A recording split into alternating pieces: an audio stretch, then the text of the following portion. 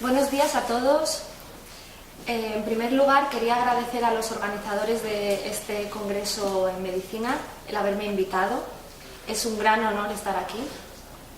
Y antes de empezar con mi ponencia, propiamente dicha, quiero compartir con vosotros, queridos colegas, mi opinión sobre un tema muy controvertido. A ver qué pensáis vosotros. A ver, hace unas semanas leí en el periódico una noticia que anunciaba que el Ministerio de Sanidad español iba a regular la venta de productos homeopáticos. Parece ser, según el artículo, todo esto, que hace muchos años que se venden en España, en particular en las farmacias, pero nunca se habían evaluado y nunca se habían registrado.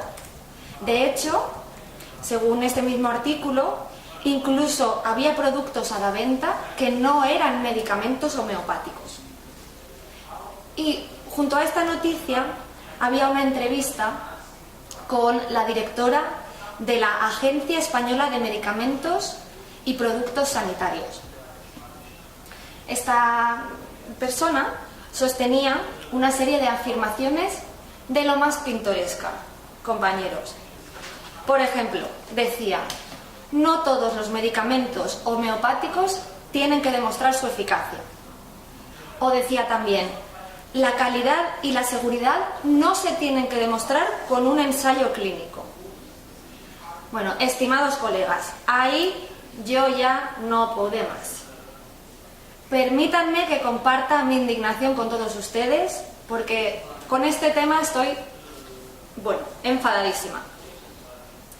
Antes de entrar en el tema, no sé si ustedes, queridos compañeros de la profesión médica, no sé si ustedes conocen los fundamentos de la homeopatía. Bien, pues se trata de una ciencia, de una pseudociencia, creada por un tal señor Samuel Hahnemann a finales del siglo XVIII. Y esta ciencia, o por llamarlo de alguna manera, se basaba en su doctrina de que lo similar cura lo similar. Es decir, si uno tiene una enfermedad que produce fiebres y dolores articulares, para curarse hay que tomar un compuesto que produzca esos mismos síntomas. ¿Y en qué se basaba el señor Hahnemann para afirmar esto? Pues porque él contrajo unas fiebres, tomó un compuesto llamado quina, en fin, que le produjo los mismos síntomas que esas fiebres y curiosamente se curó de las fiebres. Y claro, ya con eso él lo tenía clarísimo. Cualquier cosa que produzca los mismos síntomas que la enfermedad, cura la enfermedad. Por supuesto, hay un pequeño problema con esta teoría, y es que los compuestos que producen los mismos síntomas que las enfermedades suelen ser venenos, suelen ser sustancias tóxicas. Para evitar precisamente envenenarse a sí mismo y envenenar al resto de pacientes, al señor Hahnemann se le ocurrió la brillante solución de ir disolviendo sucesivamente esos compuestos tan tóxicos en agua o en alcohol.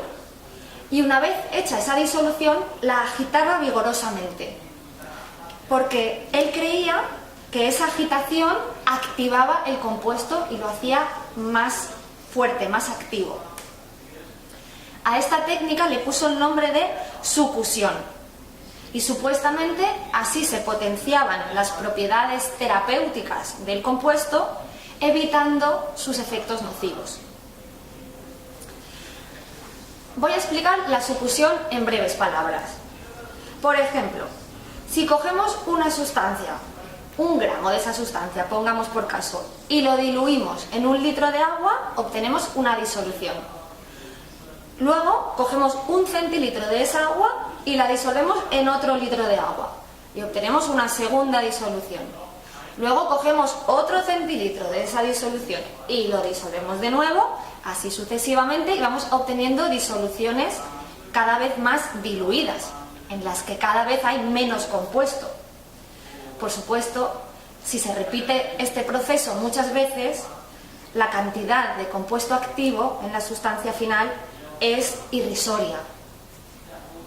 En algunos casos, se hacen tantas disoluciones que la probabilidad de que haya al menos una molécula de compuesto activo en la disolución final es prácticamente cero.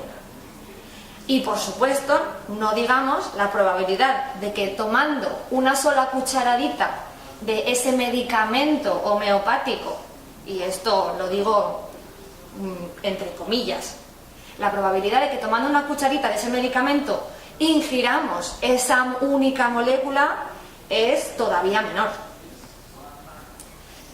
Pero que la homeopatía no cura no es algo que diga yo, es que esto es algo que se sabe desde hace casi 180 años. En concreto, desde que otro médico, cabreado como yo, permítanme decirlo, hizo un estudio doble ciego. El primer estudio doble ciego de la historia. El indignado en cuestión era el responsable de salud pública y hospitales de Nuremberg. Se llamaba Friedrich Wilhelm von Hoven. Tras escribir un artículo criticando durísimamente la homeopatía, se enzarzó en una polémica con un famoso médico homeópata muy popular entre la aristocracia. Este homeópata desafió a von Hoven a demostrar que la homeopatía no era efectiva, y von Hoven no dejó escapar la oportunidad. Con la ayuda de un periodista, convocó a los ciudadanos y realizó el primer ensayo doble ciego de la historia, el primero que yo sepa. Y así inventó un procedimiento que resultó muy útil para las investigaciones científicas posteriores. El procedimiento fue el siguiente. A través de un periódico se hizo un llamamiento invitando a los interesados a presentarse en una taberna. Se esperaba que la participación iba a ser baja, no más de 50 personas, pero se superaron todas las expectativas. En la taberna aparecieron 120 personas para participar en el experimento. Previamente se habían preparado 2 lotes numerados de botellitas.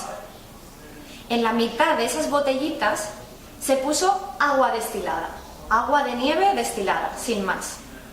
Y en la otra mitad se puso la disolución C30, así la llamaba él, de ese famoso homeópata, que consistía en un grano de sal disuelto en 100 gotas de agua de nieve y luego diluido 29 veces más en una tasa de 1 a 100, es decir, una disolución irrisoria. Se anotó en qué botella iba cada uno de esos preparados. A continuación, una comisión que no había participado en ese proceso, olvidé decir, se anotó en qué botella iba cada uno de esas disoluciones, una contenía agua, la otra la disolución C30, y se guardó en un sobre cerrado. Después, una serie de voluntarios de una comisión que no había intervenido en el proceso de numeración de las botellas, las repartió sin saber si estaba dando las botellas de un tipo o las botellas de otro. Y los pacientes se tomaron la botella que les correspondía. Por eso a este ensayo se le llama ensayo doble ciego. Los que administran o bien el agua o bien la disolución C30 no saben lo que están administrando. Esto es el ciego número 1. Y por eso, así, no pueden transmitir información voluntaria o involuntariamente a los participantes en el ensayo. Y luego, además, los propios participantes no saben si están recibiendo una cosa u otra. Y este sería el ciego número 2. Por eso estos ensayos se llaman ensayos doble ciego. 3 semanas después del experimento, los participantes volvieron a informar en persona o por correo sobre los efectos que habían experimentado al tomar esa botellita. Se obtuvieron solo 50 respuestas. Y de esas 50, solo 8 personas indicaron que habían notado algo, que había tenido algún tipo de efecto. Cuando compararon con la lista de los que habían tomado una cosa u otra, pues se vio que 3 de esos 8 habían recibido agua y los otros 5 habían recibido la botellita con el C30. El resultado del experimento fue que los efectos del C30 eran indistinguibles, es decir, prácticamente iguales que los del agua. Es cierto que hay un resultado de 3 contra 5, pero ese resultado entra dentro del error estadístico. Técnicamente se podría decir que la diferencia no es significativa. Bueno, voy a comparar con otro ensayo conocido por todos ustedes, compañeros médicos, que conocerán muy bien, que es el ensayo de la primera vacuna contra la polio de Salk, este médico estadounidense que inventó precisamente la vacuna contra la polio. En ese experimento doble ciego también, había 201.000 niños en el grupo de control que no recibió la vacuna. De ellos, 162 enfermaron de polio. 4 de estos 162 murieron y un 70% de estos 162 quedaron paralizados de por vida. Comparemos esto con los niños que recibieron la vacuna. De los 200.000 niños que recibieron la vacuna, solo 82 enfermaron, es decir, la mitad. Ninguno de ellos murió y el porcentaje de niños paralizados se redujo al 40%. Por tanto, podemos concluir que la vacuna hizo que el número de enfermos se redujese a la mitad y las secuelas fueron mucho menos graves en el caso de los niños vacunados.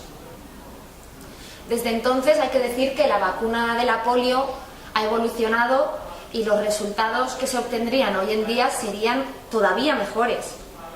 De hecho, la polio se ha erradicado por completo, ha desaparecido en multitud de países del mundo. Bueno, dicho esto, voy a volver a mi tema, la homeopatía. Y quiero insistir en lo que he dicho antes. Los efectos del compuesto C30 eran indistinguibles de los del agua. A ver, que yo no digo que el famoso C30 no tenga ningún efecto. No. Yo solo digo que el agua causa el mismo efecto. Y seguro que hay alguien que me dice, es que yo me traté con homeopatía una enfermedad y se me curó el resfriado, y se me curó esta enfermedad, el reuma, el dolor. En fin, no niego que se tomasen un producto homeopático y que se hayan curado. Yo no digo que no. Pero se han curado por efecto placebo. Pura y simplemente. Si les hubiesen dado agua y no se lo hubieran dicho, que por otra parte quizás les han dado agua, puesto que las disoluciones homeopáticas son prácticamente agua. Pues si les hubiesen dado agua, se hubieran curado igual.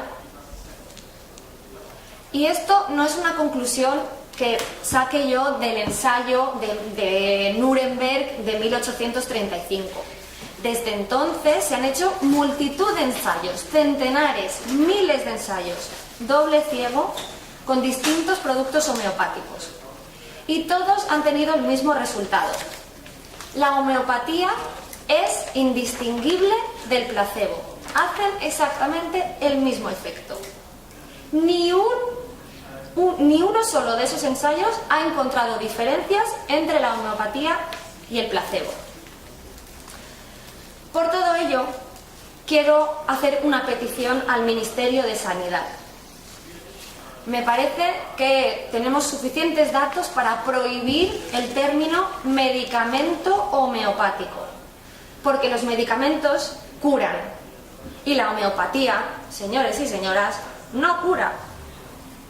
Y si permitimos que las farmacias sigan vendiendo este tipo de productos y seguimos permitiendo que algunos médicos los receten, estamos simple y llanamente permitiendo la estafa.